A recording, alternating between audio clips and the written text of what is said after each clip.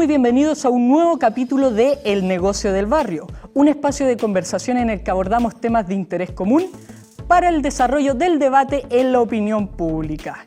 En el último tiempo hemos tenido como país grandes acontecimientos que han conllevado a variadas coyunturas de nuestro país, tanto en lo económico y en lo político, y obviamente en lo social.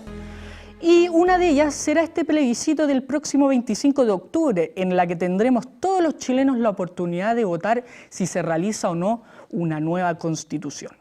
Por lo mismo, y para conversar de esto, el día de hoy tenemos a un nuevo invitado, a Gonzalo Müller, quien es analista político, profesor de la Facultad de Gobierno de la UDD y es presentador estable en Estado Nacional. Gonzalo, muchas gracias por haber aceptado nuestra invitación y estar hoy día con nosotros.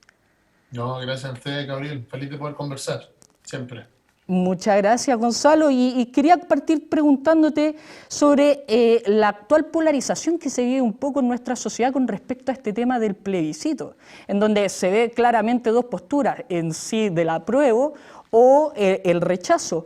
Pero esto se ha podido ver que está marcado más en los políticos que en la ciudadanía, porque de hecho en la última encuesta CADEM que arrojó el 31 de agosto pasado, nos pudimos haber dado cuenta de que un 59% declara que tiene mucho o bastante interés en el plebiscito, un 26 puntos menos que la encuesta realizada el mes de marzo.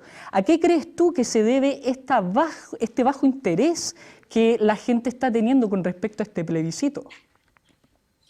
Bueno, yo creo que es evidente, ¿no es cierto? Entre marzo y hoy día es la pandemia la que ha tomado el primer lugar de nuestras preocupaciones, de nuestros dolores como chilenos, ¿no es cierto? Son miles de chilenos los que han fallecido producto del COVID-19 y ha marcado nuestra vida. Son cientos de miles los que han perdido su trabajo. O sea, la pandemia se ha transformado en la preocupación número uno de la sociedad, de las personas, de la familia y claro, a veces también de la política. Y por lo mismo ha cedido espacio el plebiscito, pero sigue siendo una preocupación también de los chilenos. No es la misma intensidad de la que había en marzo, hay otros tipos de preocupaciones, hay otros tipos de urgencias sociales, pero también hay un compromiso de realizar el plebiscito y eso es lo que tiene fecha, ¿no es cierto?, este 25 de octubre.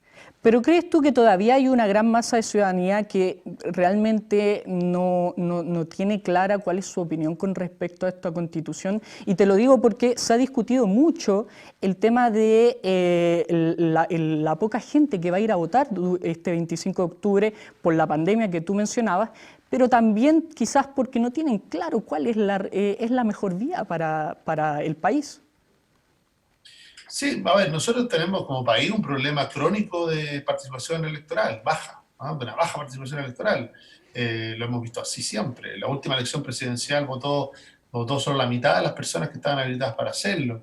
La anterior había votado incluso menos personas. En la elección municipal última, en 2016, votó casi 1 de cada 3 chilenos. Tenemos ese problema, es un problema crónico. Y ahora, bueno, hay un cambio de discurso, pero también hay que entender de que ese problema no ha desaparecido. Tenemos un problema de baja participación. Yo creo que eso se puede agravar con la pandemia, sí, se puede agravar. También es porque para muchas personas todavía no hemos logrado entrar en el fondo del debate. Uno mira, se supone que ya llevamos casi un mes de campaña y en la práctica para las personas esa campaña es invisible porque entre las cuarentenas, las limitaciones de desplazamiento, las personas quedándose en su casa, no ha habido mucho espacio para una campaña, para un voto informado o para poder pensar como primera prioridad. Yo creo que eso va a quedar reservado recién para cuando parta la campaña televisiva el 25 de septiembre. Ahí recién los chilenos van a empezar a tomar nota y a tomar información para poder tomar esa decisión clave para el futuro de Chile el 25 de octubre. Yendo un poco a terreno más que nada al contenido de esta Constitución, hace una semana Patricio Melero concedió una entrevista a MOL TV en la que él dijo que realmente esta Constitución no es la que se creó durante la época de Pinochet, sino que realmente esta Constitución tiene el nombre de Ricardo Lagos. Y él está de acuerdo con cambiar cosas de la Constitución, pero no esta hoja en blanco que se ha hablado tanto. Entonces quería saber también tu opinión con respecto, y quizás si es un poco también parecida a lo que dice Patricio Melero. Mira, yo creo que el plebiscito finalmente, y quizás no ha generado tanta tensión no ha generado tanta discusión entre las personas, es porque básicamente lo que se discute a esta altura, cuando uno escucha que hay un sector que habla de reformas y de un rechazo para reformar, y es que este plebiscito se está transformando casi en una decisión si vamos por un camino más corto o por un camino más largo, ¿no? El camino más corto sería el del rechazo, se rechaza y finalmente se abre la puerta para reformas políticas o reformas sociales, reformas en la Constitución. Y el camino largo es partir desde cero, ¿ah? Como dices tú, esa hoja en blanco, donde más que cambiar las cosas que no funcionan o las cosas sobre las que hay crítica, se parte todo de cero, una hoja en blanco, y finalmente nos pone y nos obliga como condición además de ponernos de acuerdo, a lo que no ha sido fácil estos años, ¿no es cierto? Estos últimos 4 o 6 años han sido muy politizados, muy polarizados, muy ideológicos, ha sido difícil tener acuerdo, y una nueva constitución, este camino más largo, parte de supuesto de página en blanco, y por lo tanto tendríamos que ponernos de acuerdo en cada una de las cosas por 2/3, y si no nos ponemos de acuerdo en 2/3, prácticamente sería un proceso fallido, ¿no? Tendríamos un proyecto fallido de nueva constitución. Que no nos olvidemos de una cosa, eso sí, este plebiscito es el inicio de un proceso que solo se cierra, es decir, la actual constitución solo deja de tener vigencia una vez que haya un plebiscito de salida, ¿ah? Y en ese plebiscito de salida una mayoría diga que esta propuesta de nueva constitución es mejor que la actual. Entonces los chilenos van a tener distintos momentos para ir evaluando qué quieren, cómo lo quieren, si es un camino más largo, es un camino más corto, es parte del debate. Pero de nuevo, ojalá que haya esa información para que las personas puedan tomar esa decisión tan importante debidamente informados, y eso es lo que le permite tomarla libremente. Pero al igual que Patricio Melero, ¿tú crees que la constitución que actualmente rige en Chile es una buena constitución que solamente hay que hacerle un par de cambios o un par de reformas, sobre todo pensando en lo que se pidió en el estallido social? ¿O realmente hay que hacer este camino largo que tú dices de agarrar una hoja en blanco y volver a redactar todo? Bueno, esa es la decisión que tienen que tomar las personas. Ahí, por lo mismo, yo diría que no hay solo dos opciones. Hay gente que está en el rechazo, que cree en reformas, otra gente que está en el rechazo y cree que no hay nada que cambiar. Hay gente que está en el apruebo y que cree que hay que conservar las cosas buenas, y hay otra gente que está en el apruebo y cree que hay que borrarlo todo, ¿no? Que no debe quedar piedra sobre piedra. Y yo creo que ambas posiciones extremas generan esa tensión y esa polarización a rato, pero la gran mayoría creo yo que está en una posición intermedia, es decir, que quiere cambios, pero no quiere partir desde cero, ¿ah? Y eso es lo que se va a ir marcando en este proceso. Pues doy un ejemplo, sería ridículo, ¿no es cierto?, pensar si queremos o no separación de los poderes, si queremos un poder judicial, si queremos un Congreso, si queremos o no queremos un poder ejecutivo dirigido por un presidente. Yo creo que la mayoría del debate se va a centrar más en la primera parte de la Constitución, los primeros 24 artículos, donde es la parte más dogmática, donde se hacen ciertas declaraciones de ciertos derechos sociales, de ciertas también, ¿no es cierto?, se establece la igualdad ante la ley, se establece el principio de que Chile es una república democrática. Ese tipo es quizás donde más debate va a haber, pero de nuevo, son las personas las que tienen que elegir. Yo creo que este acuerdo fue el acuerdo que permitió terminar de alguna manera con la violencia, y el plebiscito va a ser, más allá de quién gane, si gana el rechazo o gane el apruebo, yo creo que el plebiscito se va a transformar de nuevo en una gran derrota para aquellos que creen que a través de la violencia podían cambiarlo todo, podían echar todo abajo. Yo creo que van a ser los chilenos con un lápiz y un papel los que van a tomar la decisión de qué camino siguen. Si es un camino más largo, un camino más corto, la verdad no parece tan dramático, la diferencia está más en el tono, está más en qué centrar. Yo creo que hay una gran mayoría que cree que no tiene sentido partir desde cero, que este país ha tenido un progreso en los últimos 30 años que es inobjetable, que nos transformamos de un país pobre en un país de clase media. Así nos mira América Latina, así nos mira el mundo. Por lo mismo, yo creo que gran parte de las cosas que están en la actual Constitución y que han sido claves para este desarrollo se van a mantener. Y yo creo que va a haber discusión sobre aquellas cosas que hay que cambiar porque no generan el mismo consenso, o porque también el país ha cambiado y hoy día tiene nuevas demandas, tiene nuevas aspiraciones para pensar hacia el futuro. Y Gonzalo, tú me mencionaste lo del estallido social y me llama mucho la atención esa postura que me dijiste porque, por lo que yo pude entender, tú crees que ya con este plebiscito las marchas y protestas en las calles ya van a dejar de existir. No, Pero, yo hago una diferencia ahí, Gabriel. No estoy hablando de la libertad de expresión, que es de manifestarse, ¿no? Y que pueden ser charlas, marchas pacíficas, eso no hay ningún problema. Pero estoy hablando de lo que vimos en el estallido, que lo vimos con claro, fuerza durante casi un mes, hasta el 15 de noviembre, que era violencia en la calle directamente, saqueos, violencia, pasar a llevar los derechos de los demás. Ese tipo de violencia como un mecanismo de acción política. Hubo un intento, recordémoslo, de votar al gobierno, ¿no es cierto? Se pensaba que Piñera que no terminara su mandato. Ese lenguaje de mezcla de lucha de clase, mezcla de odio, yo creo que ese discurso y esas acciones de violencia fueron derrotadas en una primera instancia por el acuerdo, pero yo creo que son una preocupación permanente. Yo creo que la amenaza de un proceso como el que vamos a iniciar con el plebiscito, las amenazas son dos: la violencia, como un medio político para algunos, para muy pocos, para los más radicales, pero que están ahí. Y segundo, la polarización, cuando las posiciones extremas toman control del debate y por lo tanto impiden cualquier tipo de acuerdo.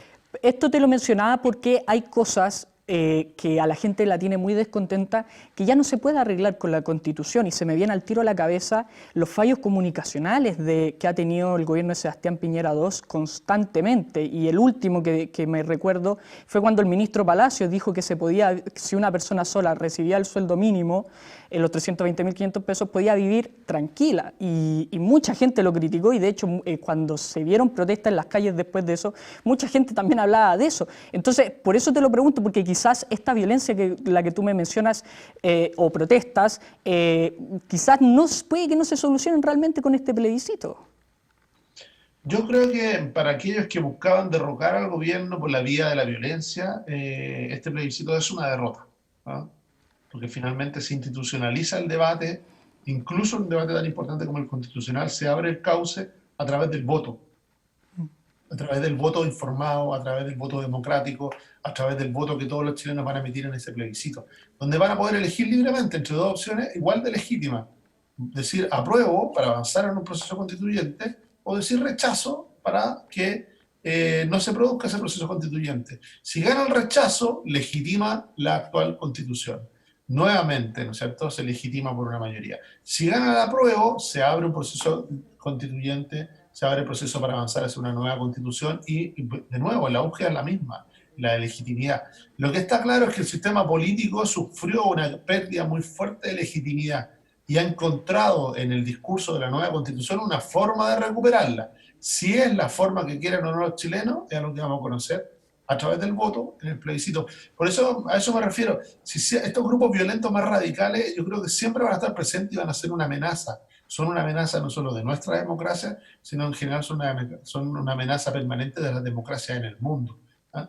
El tema es de que cada vez que se ejercita el voto, cada vez que los chilenos toman control de su decisión más importante de hacia dónde avanzar como país, y lo hacen con un lápiz y un papel, esos chilenos o esas personas que están promoviendo la violencia son derrotados. Gonzalo, antes de entrar a hablar sobre el contenido de esta posible nueva constitución, quisiera preguntarte algo un poco más personal. Si llegase a ocurrir un proceso constituyente, ¿Gonzalo Müller participaría de este proceso constituyente? Con mi voto, de todas maneras, ¿ah? Pero Con mi, quizás ayudando con mi a opinión, redactarla. con mi opinión, de todas maneras. No sé si como constituyente, creo yo que ahí me gustaría, primero, me gustaría que hubiera gente independiente, gente de alguna manera que tuviera una opinión, gente nueva. Yo tengo un rol, generalmente lo ejerzo como profesor y como analista, y la verdad, hace mucho tiempo decidí que no iba a ser candidato a nada, que no era mi camino. Que prefería esta conversación que a veces tengo a través de los medios o directamente con las personas sobre políticas públicas, y reflejar mi opinión con la mayor libertad posible. Y por eso es que sí, hace muchos años ya, Gabriel, no ser candidato ni a concejal ni a nada, ¿no es cierto? y por lo mismo no creo que participe tampoco como candidato a la constituyente, lo que no significa que no participe del proceso, porque obviamente que con mi opinión sobre los distintos temas y con mi voto, ¿no es cierto?, como todos los ciudadanos, voy a ser parte de ese proceso. Claro que sí, y pasando al tema del contenido, justamente en esta misma encuesta que yo te mencioné en un principio, se dieron los puntos principales que la gente quiere que se plasme en esta nueva constitución y lo hablan con porcentaje. Un 93% está de acuerdo con que los derechos a la salud y a la educación sean garantizados por esta constitución. Un 85% dice que quieren que se reconozca el derecho de propiedad como un derecho fundamental. Y un 72% habla de que tiene que haber un sistema político donde se esté más compartido entre el poder del presidente y el Congreso, este hiperpresidencialismo que muchas veces se habla. Entonces quería primero preguntarte, ¿crees que realmente estos son los temas que a la gente le interesaría cambiar o quizás hay algunos otros que están por ahí que aún no han salido realmente a la palestra de la opinión pública? Yo creo que de abrirse el proceso constituyente van a aparecer muchos más temas, ¿ah? Pero esto, bueno, es la lista de temas que hizo esta encuesta y me parece que asoma ahí algo que es muy propio de los chilenos. La mayoría de los chilenos tienen una opinión bastante de sentido común, no ideológica, no radicalizada, no polarizada. Y por eso vemos que quieren derechos sociales y el derecho a propiedad.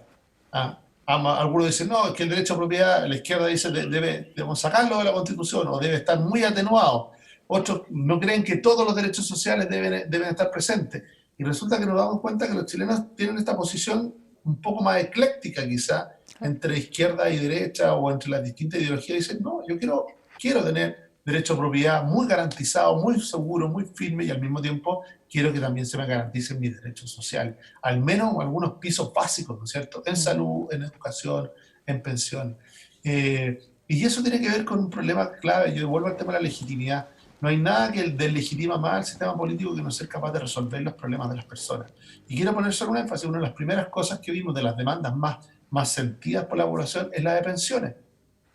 Así es, Pensiones muy bajas en Chile. así es. Y resulta que vino un gobierno, ofreció un cambio en la reforma de pensiones, no lo pudo cumplir, distintas razones, básicamente incapacidad de ponerse de acuerdo. Vino un segundo gobierno, vino un tercer gobierno, y hoy día estamos en un cuarto gobierno que vuelve a poner arriba el tema de reforma de pensiones, y esa reforma de pensiones está ahí paralizada, estaba en el Senado sin avanzar. Entonces, cuando las personas ven que un tema tan acuciante como la reforma de pensiones pasan 4 gobiernos, casi 15 años sin que se resuelva, obviamente que aspiran a que sean incluidos, no solo incluidos en la nueva constitución, sino que sean resueltos. Mucha gente, y lo sostienen con razón, es solo un paso ponerlo en la constitución. No sacan nada con ponerlo en la constitución si es que no existen las políticas públicas y el financiamiento para poder llevarlo a cabo. Y es por eso que para la mayoría de los problemas sociales, y es verdad, son leyes las que pueden provocar la diferencia. Son leyes y recursos, ¿ah? Y políticas públicas bien diseñadas. Eso es más lo que permite reforma en pensiones, en salud, en educación, pero plasmarlo en la Constitución desde una lógica más ciudadana, en términos que el ciudadano le puede exigir al Estado el cumplimiento. Claro. Durante décadas estuvimos escuchando, ¿no?, el problema que existe en la educación pública, sin que se resuelva. Sea por la captura de sindicatos, de gremios, de asociaciones, por la resistencia, no llegamos a tener una educación pública de calidad, a pesar de que llevamos casi 15, 20 años hablando de ella. Desde la marcha de los pingüinos, prácticamente. Claro, entonces estamos hablando del 2006, ¿no? Claro. Entonces 2005. ¿Y eso qué significa? Que hay una clase política que no escucha, que no es capaz de resolver, que no es capaz de salir de su propia trinchera para decirle, ¿sabe qué? Yo tengo una visión de la sociedad, me gustaría hacer a ti te gustaría hacer Z, pero tenemos una misma obligación, ofrecerle una alternativa de solución a los chilenos. Y resulta que eso se ha visto paralizado por la disputa política, se ha visto paralizado porque se atrincheran en posiciones, donde yo rechazo esa reforma porque la propuso el otro partido. Y cuando me toca a mí ser gobierno, el otro partido que estaba ahora en la oposición me la rechaza a mí. Y resultado, no tenemos reforma en pensiones, no tenemos reforma en la calidad de la educación, no tenemos reforma en la salud en los últimos 16 años. Yo creo que ese modelo se agotó y no va más, y es por eso que los chilenos, algunos dicen equivocadamente, quieren ponerlo todo en la Constitución, como una manera de obligar a la política a hacer la pega.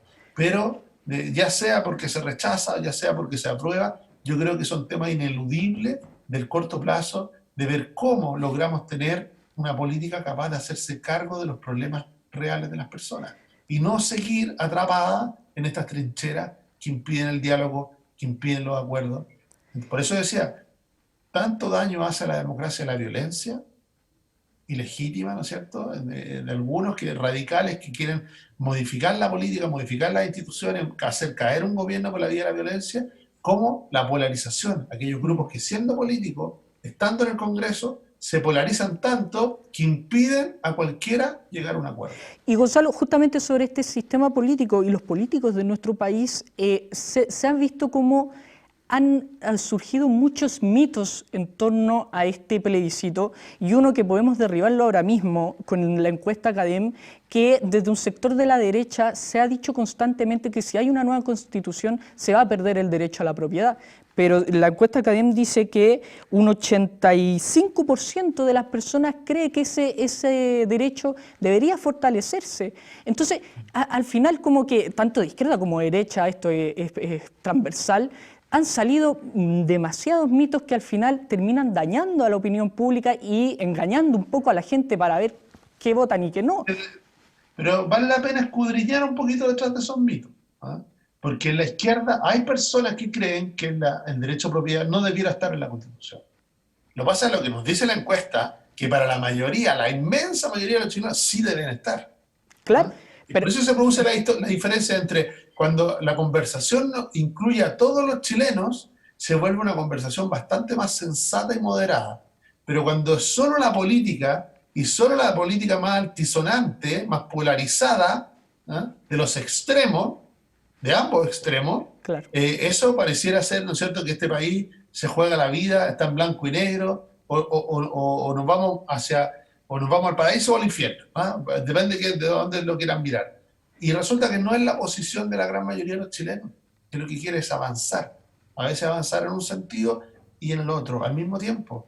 Derecho a propiedad, por supuesto, pero también garantizar mejor educación, mejor salud, mejor acceso a la justicia. Pero si bien en la izquierda puede que haya gente que piense eso, y que lo más probable es que lo hay, en este proceso constituyente se van a aprobar las cosas con 2/3. Entonces, finalmente, ni siquiera es toda la izquierda, porque yo le aseguro que la izquierda tradicional no piensa tan así. Estamos hablando de quizás más un Frente Amplio, un Partido Comunista. Por ejemplo, cuando uno escucha al alcalde Lavín y hablar, ¿no es cierto?, de que este proceso se puede llevar adelante porque él siente eso, ¿no es cierto? Siente en sus conversaciones con las personas, siente de que la gran mayoría quiere avanzar en mejores reformas, en cambio, pero no quiere partir de cero, no quiere votarlo todo, ¿ah? No quiere caer en el juego de los extremos, pero también está ese riesgo. Por eso te decía yo, ¿este proceso se puede llevar adelante? Sí, en la medida que sean voces más sensatas y cuerdas las que tomen control del debate. Si son los extremos polarizados, puede ser un fracaso. Por eso decía yo, un fracaso de este proceso constituyente. Pero el voto de las personas va a ser decisivo. ¿A quién le van a dar voz? ¿Le van a dar más voz a los moderados o le van a dar más voz a los extremos? Claro.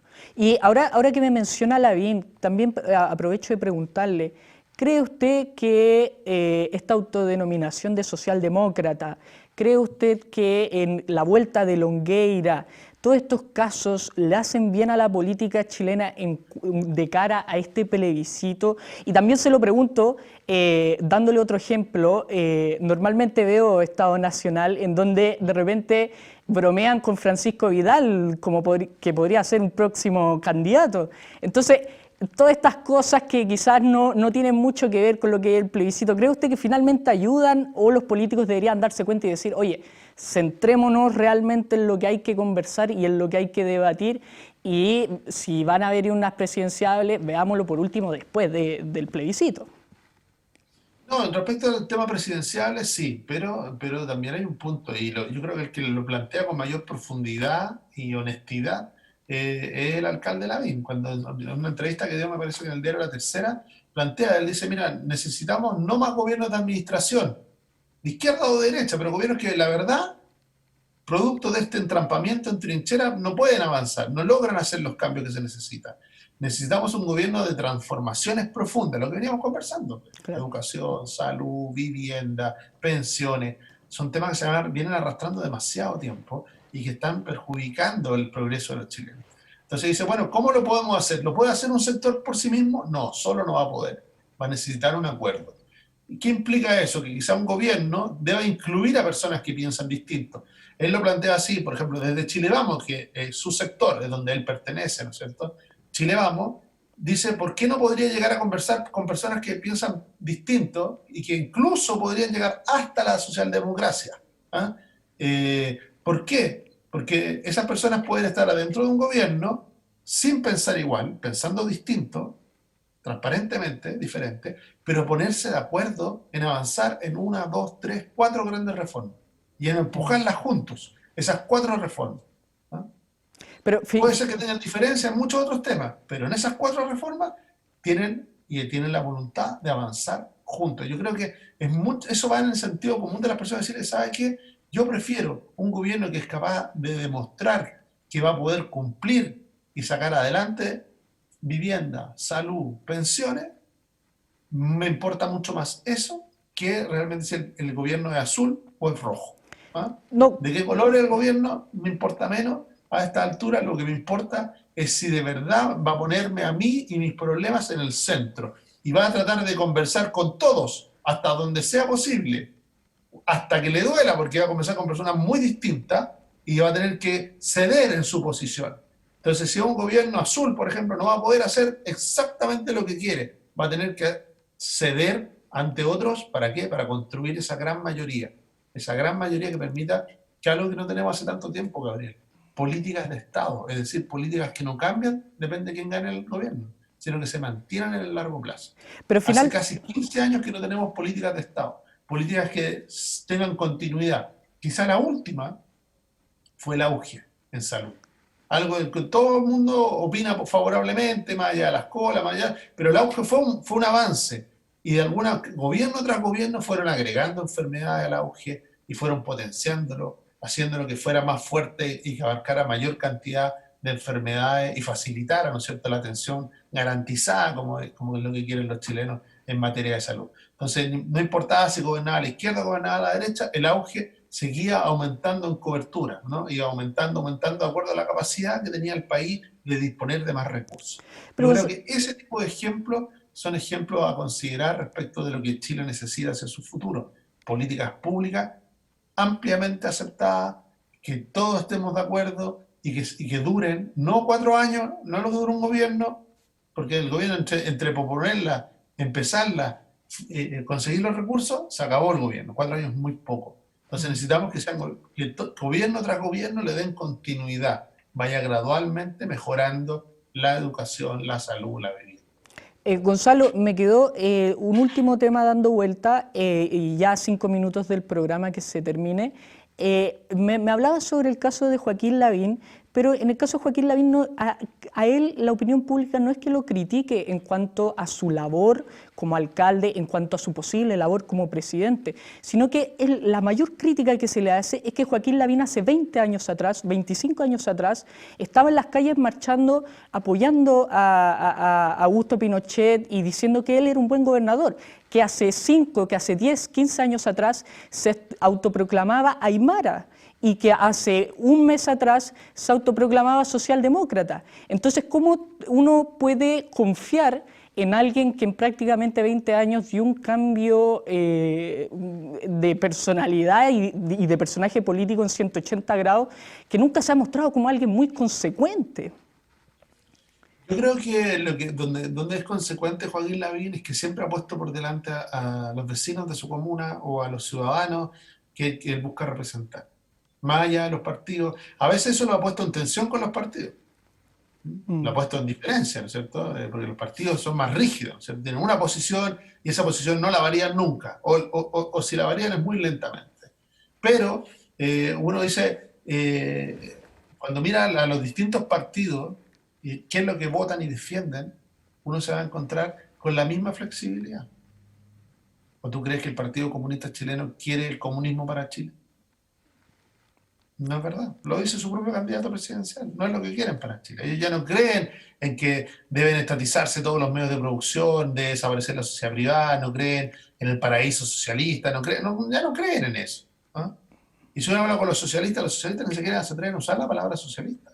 Hablan del Estado social de derecho, pero ni siquiera ya no le quieren poner la palabra socialista a nada.